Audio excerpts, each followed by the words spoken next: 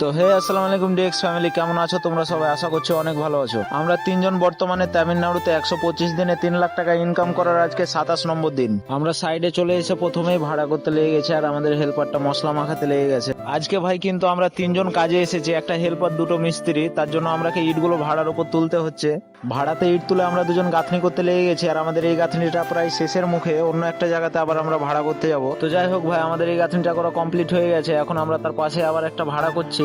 আর দেখো ভাই, আমাদের যদু লেবারের কাজ, পায়ে পলিথিন বেঁধে কাজ করছে, মানে পা যাতে না ফুটে তার লাগি। আমাদের যদু লেবারের এত বুদ্ধি, মানে কি বলবো, চরম সীমার বাইরে। পা ফুটে যাবে বলে পলিথিন বেঁধে কাজ করছে, চটি ছিঁড়ে এসে তো তার দিয়ে বাঁধছে, মানে কি বলবো ভাই। তো যাই হোক ভাই, আমাদের 2 খাটাল গাঁথনি করা কিন্তু কমপ্লিট, আবার 1 খাটালে ভাড়া করতে লেগে গেছি, মানে ওটা 2-3 পার্ট বসেই চলে যাবো, কাজ ছেড়ে দেবো। এখন 4:45 বাজে। তো আমরা যেখানে নতুন করে ভাড়াটা করলাম ওখানে আমরা 6 লাইন গাঁথনি করেছি, এখন 6টা 25 বাজে, তাই আমরা কাজ ছেড়ে দিয়েছি। তো যাই হোক ডিএক্স ফ্যামিলি, আজকের মিনি ব্লগটা আমরা এখান থেকেই শেষ করছি।